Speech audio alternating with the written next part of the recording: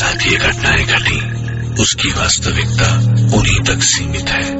भूत प्रेतों और अपसामान्य विषयों के होने पर चैनल कोई दावा नहीं करता और ना ही प्रोत्साहन करता है, बस एक दावा करता है और वो है डर। हेलो दोस्तों, horror alarm stories YouTube channel पर आपका स्वागत है। इस चैनल पर आपको सुनने को मिलती है बेहद ही खौफनाक और सच्ची भूतिया घटनाएं। अगर आपको भी ऐसी ही खौफनाक और सच्ची भूतिया घटनाएं पसंद है तो चैनल को सब्सक्राइब करें और बेल आइकन को प्रेस करना ना भूलें। तो चलिए बढ़ते हैं आज की कहानी की ओर।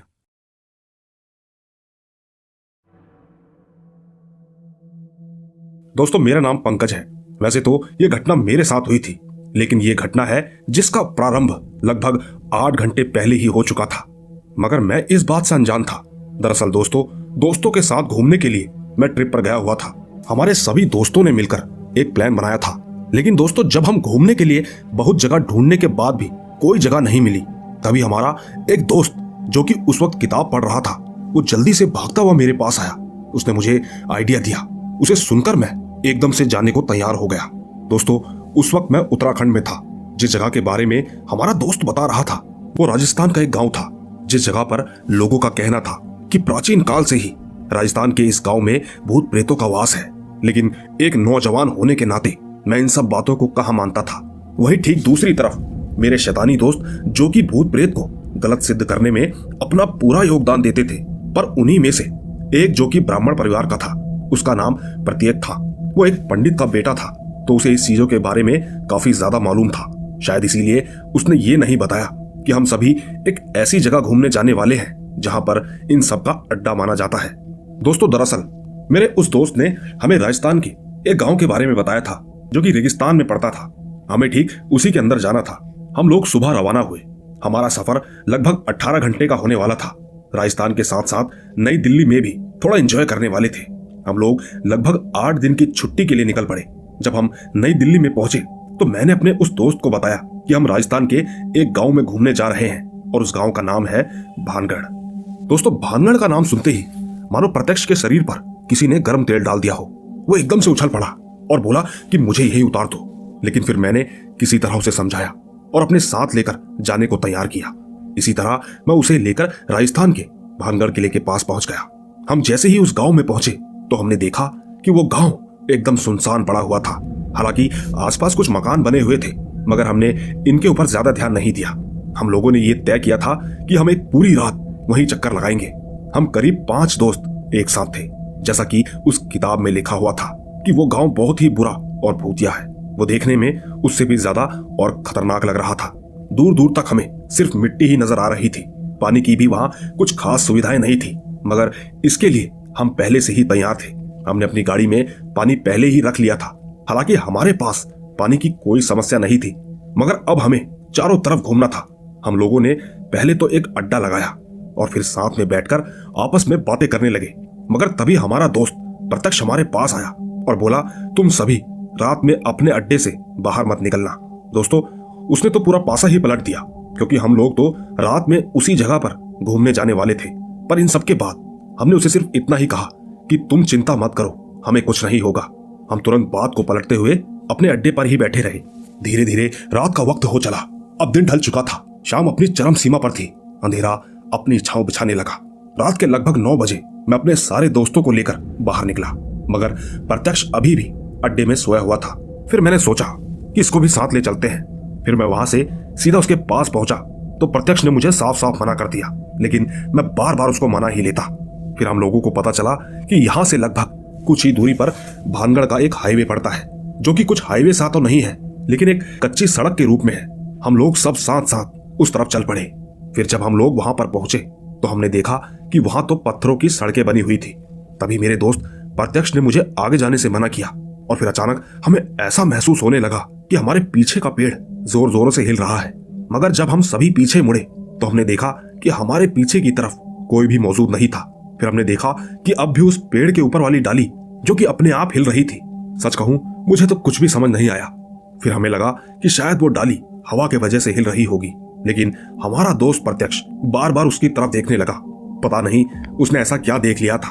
फिर उसने अपने हाथ का इशारा उस पेड़ की तरफ किया तो मानो मेरी सांसें एकदम से ऊपर से नीचे होने लगी, क्योंकि इस बार मैंने देखा कि उस पेड़ पर कुछ लाल लाल आंखें चमक रही थी।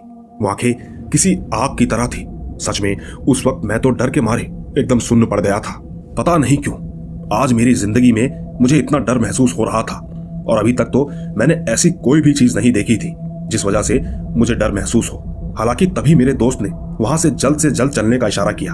हम लोग तुरंत वहां से निकलने लगे, लेकिन उसने हमें उस तरफ जाने से साफ मना कर दिया। फिर जब हम लोग वहां से दक्षिण दिशा की तरफ भागे तब हमने देखा कि वहां से बस कुछ ही दूरी पर मुझे एक हवेली नजर आ रही थी। मैं बिना कुछ सोचे समझे उसमें दाखिल हो गया, लेकिन तभी मुझे मेरे दोस्त की पीछे से आवाज आई जो कि कह रहा था उस हवेली के अंदर मत जाओ, वो ठीक नहीं है। पर तब तक मैं और मेरे 4 दोस्त भी उसमें दाखिल हो चुके थे। जैसे ही हम उसके अंदर पहुंचे तो देखा कि वो हवेली पुराने मकान की तरह एकदम खंडर लग रही थी। चारों ओर मकड़ी के जाले थे। अंधेरा उसके अंदर बेहद भयानक रूप में था। बीच बीच में चमगादड़ों की महक भी आ रही थी जो कि माहौल को और ज्यादा डरावना बना रही थी। लेकिन दोस्तों, मुझे इन चीजों से कोई लेना देना नहीं था। चारों ओर एकदम सन्नाटा पसरा हुआ था, मानो किसी के सांस लेने की आवाजें भी हमें साफ सुनाई दे जाए। इसी बीच एक आवाज ने हमारे दिल के अंदर की धड़कनों को बेहद ही तेज कर दिया। दरअसल वो आवाज किसी की ताली बजाने की थी जो कि अचानक से ही बाहर की तरफ से आने लगी। वो आवाज हमारे दोस्त प्रत्यक्ष की थी। वो जोरों से चिल्ला रहा था कि दरवाजा खोलो। फिर मैं जल्दी से उस दरवाजे के पास पहुंचा और दरवाजा खोलने लगा। अभी मैं दरवाजा खोल ही रहा था कि अचानक मेरे कंधे पर किसी ने अपना हाथ रखा। जब मैं पीछे पलटा तो मैंने देखा कि वो मेरा दोस्त प्रत्यक्ष ही था। ये देखकर मैं एकदम से हैरान रह गया। अब तो मुझे पूरी तरीके से विश्वास होने लगा था कि इस धरती पर इंसानों के अलावा भी ऐसी रूहों का वास होता है जो कि इंसानों से परे होती है। उसने मुझे अपने पीछे पीछे आने का इशारा किया। मैं ना चाहते हुए भी उसके पीछे चलने लगा। मेरे पीछे पीछे मेरे वही 4 दोस्त भी थे, लेकिन अब मुझे उसका व्यवहार कुछ अलग सा लग रहा था। उसका चलने फिरने का तरीका भी अजीब तरीके से बदल चुका था। मुझे भी उसके अंदर कोई ना कोई गड़बड़ लगने लगी। वो हमें उस पुराने पड़े खंडर के अंदर एक ऐसी जगह पर ले गया जहां चारों तरफ खामोशी और सन्नाटा पसरा हुआ था। हम बस एक कमरे में अंदर दाखिल ही होने वाले थे कि अचानक से मैं पीछे मुड़ा और सीधा वापस उस दरवाजे के अंदर आ गया जहां पर मैं पहले बैठा था। मगर वो खटखटाने की आवाज अभी भी आ रही थी। मैं जल्दी से उस दरवाजे को खोलने लगा, लेकिन इस बार किसी ने मेरे कंधे पर हाथ नहीं रखा, बल्कि इस बार कुछ रस्सी जैसा मुझे अपने पैरों पर महसूस हुआ। जब मैंने अपने पैरों की तरफ देखा तो पाया कि मेरे पैरों पर कुछ बाल जैसे बंधे हुए थे। ये सब देखकर मैं हड़बड़ा गया, जिसकी वजह से मैं नीचे गिर पड़ा। मेरे नीचे गिरने की आवाज चारों तरफ सुनाई थी।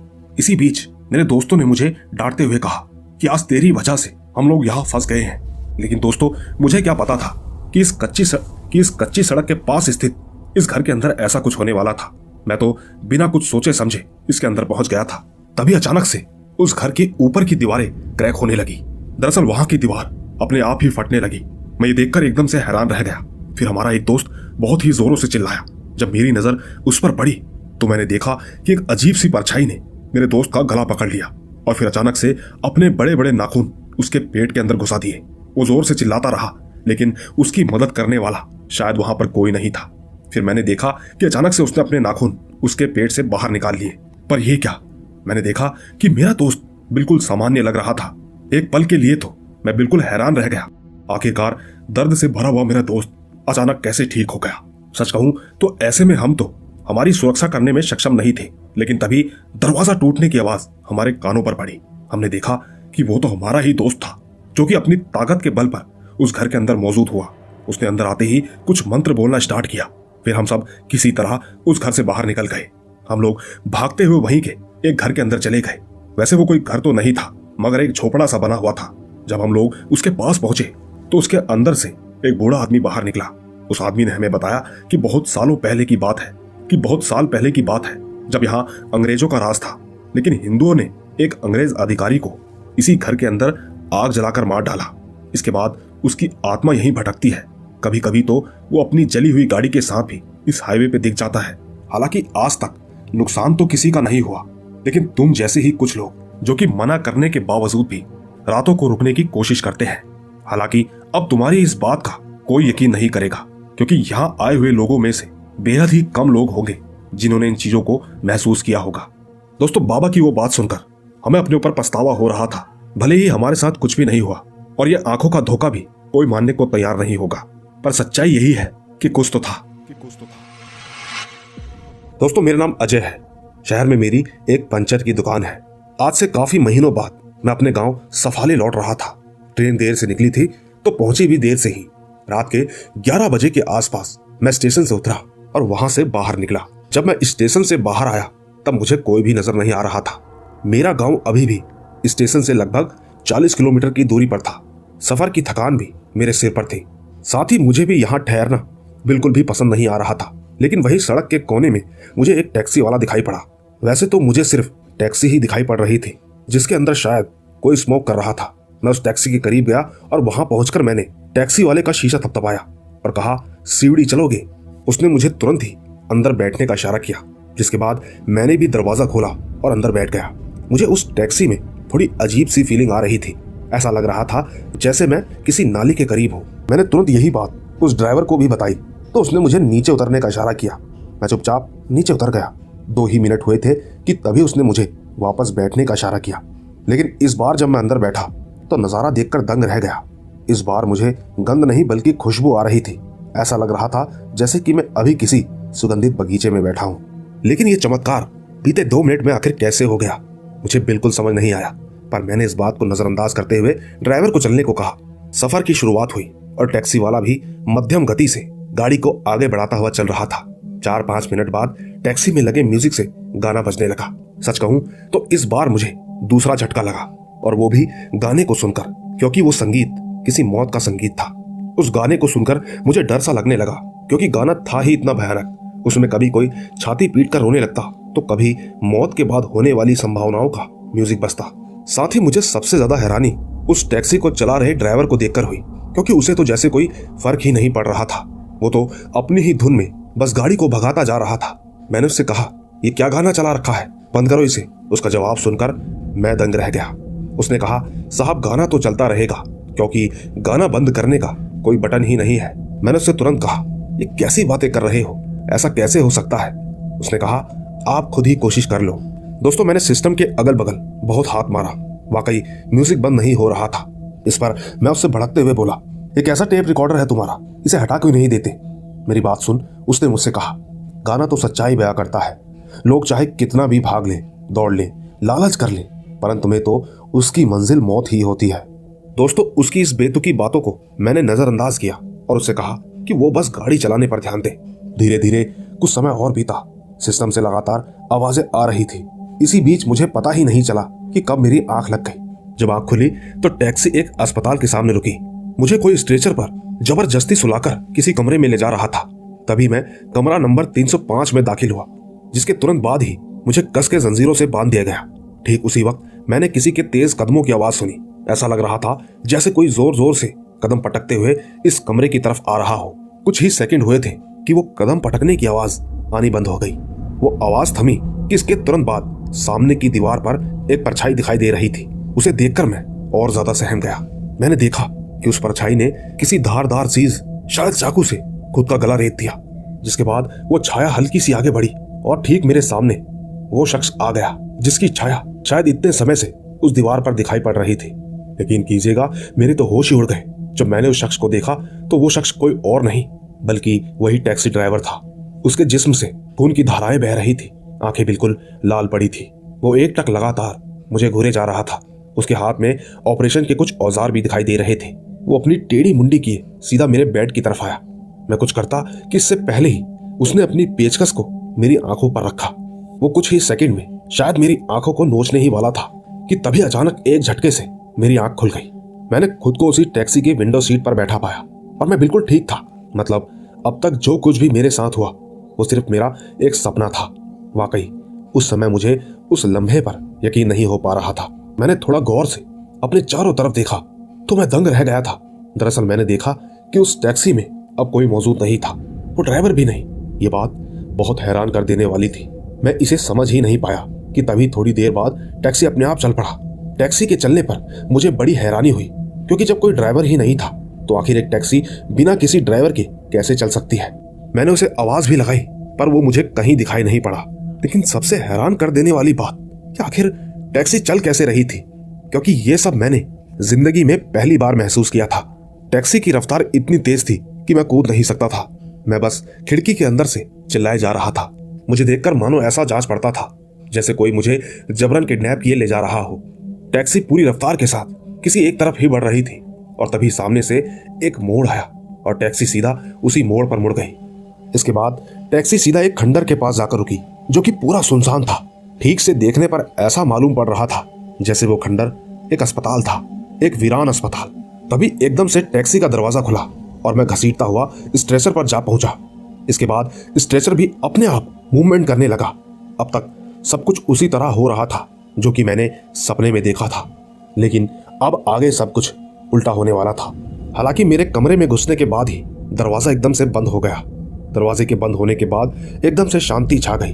दूर दूर तक का नजारा बिल्कुल खामोश था। इसके बाद मैं उस स्ट्रेचर से उठा और उठकर थोड़ा आगे बढ़ा। मुझे अब बहुत ही ज्यादा डर लग रहा था, पर मैंने थोड़ी हिम्मत जुटाई और दरवाजे तक पहुंचा। मेरी दरवाजे को खोलने की कोशिश नाकाम रही। शायद बाहर से किसी ने लॉक कर दिया था, पर अब मैं क्या करता मुझे यही समझ नहीं आ रहा था। उस वक्त मेरे पास फोन था। मैंने सबसे पहले उसमें समय देखा तो पता चला कि रात के 1:30 बज रहे थे। तभी दूसरा ख्याल मेरे दिमाग में इस बात का आया कि मैं अजीत को फोन लगाऊं, क्योंकि वो मेरे गांव का ही दोस्त था। मैंने तुरंत ही उसे फोन लगाया। मैंने डरते कांपते उसे अपनी खौफनाक दास्तां बयां करने ही वाला था कि तभी पता नहीं मेरा फोन एकदम से मेरे हाथ से निकलकर सामने की दीवार से जा टकराया। वो एकमात्र ही सहारा था जो कि अब बाकी ना रहा। थोड़ी ही देर बाद मुझे उस अस्पताल में किसी के कदमों की आवाज़ सुनाई दी।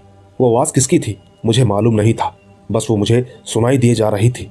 लेकिन तभी उस कमरे का दरवाज़ा धीरे धीरे खुलने लगा और दरवाज़ा जैसे जैसे खुल रहा था मेरी धड़कन भी वैसे वैसे तेज हो रही थी।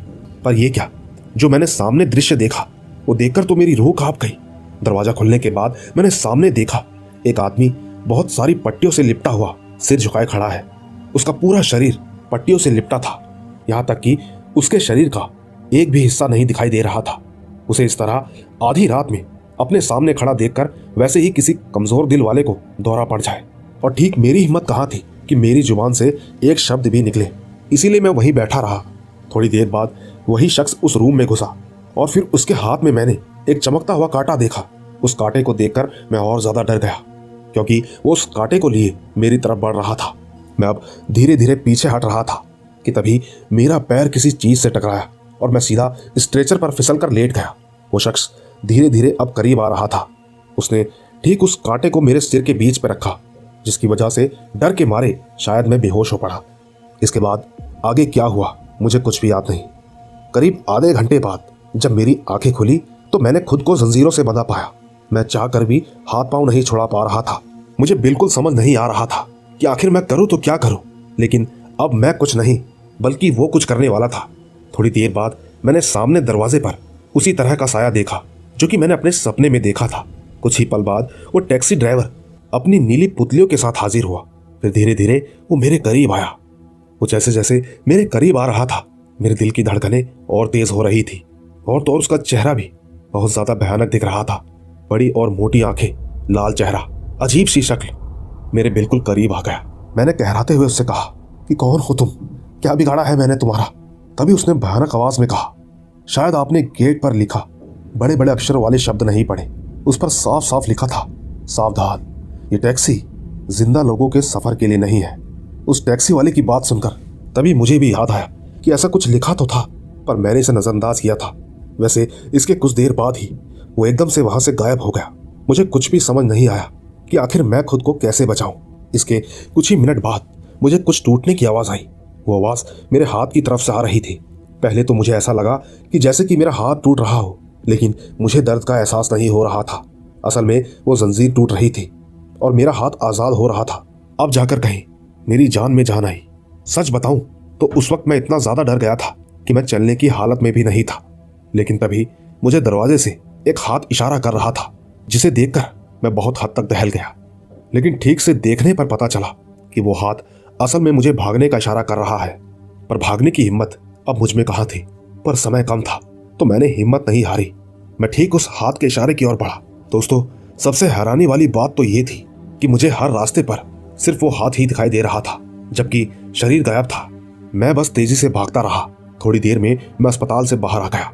सामने मुझे वही टैक्सी खड़ी दिखाई दी, थोड़े बहुत ही सही, पर उस उजाले में मैं उस पर लिखे वो खतरनाक शब्द देख पा रहा था। पर इससे पहले कि वो टैक्सी ड्राइवर मुझे भागता हुआ पकड़ लेता, मेरे लिए यह जरूरी था कि मैं अपनी जान बचाकर भागूं। मैं वहां से दूर भागता रहा और अगले कुछ ही घंटों में मैं उस मोड़ पर आ गया जहां से टैक्सी ने टर्न लिया था। दोस्तों, इसके बाद का सफर ठीक ठाक गुजरा और मैं गांव में पहुंचा। सुबह के 4 या 5 बजे का समय था। कुछ लोग चाय की टपरी पर मौजूद थे। मैंने उन्हें अपने साथ खटा ये दिल दहला देने वाला अनुभव साझा किया। उस वक्त मेरी आंखों में देखकर कोई भी ये नहीं कह सकता था कि मैं झूठ बोल रहा हूं, लेकिन तभी एक कोने से एक डरावनी मुस्कान छूटी। जब मैंने उस कोने में नजर घुमाया तो देखा कि वो टैक्सी ड्राइवर भी वहीं पर बैठकर चाय पी रहा था। जब मैंने लोगों को उस तरफ देखने का इशारा किया तो उन्हें वहां सिर्फ चाय दिखाई दी, वो ड्राइवर नहीं। आखिर वो सब क्या था, इसका पता तो मुझे आज तक नहीं चल पाया। सच बताऊं तो उस सफर का अनुभव आज भी हर सफर में मुझे होता है। इसीलिए अक्सर लोग कहते हैं कि सफर में सावधानी बरतो, वरना किसी भी पल खतरा इंतजार कर रहा होता है। वैसे सच कहूं तो मुझे ऐसा लगता है कि शायद ये मेरा एक डरावना सपना था, पर कहीं ना कहीं इसके बाद मेरे अंदर कभी भी अकेले सफर करने की हिम्मत नहीं हुई। बस इतनी ही थी ये कहानी। तो दोस्तों, देखा आपने, ये थी हमारी आज की 2 कहानियां। मुझे उम्मीद है आपको ये कहानियां जरूर पसंद आई होगी। दोस्तों, अगर आपको ये कहानियां जरा सी भी पसंद आई हो तो कहानी को लाइक, शेयर और कमेंट जरूर कीजिएगा। बाकी मैं तो आपको मिलता ही रहूंगा इसी तरह की रोमांच भरी रहस्य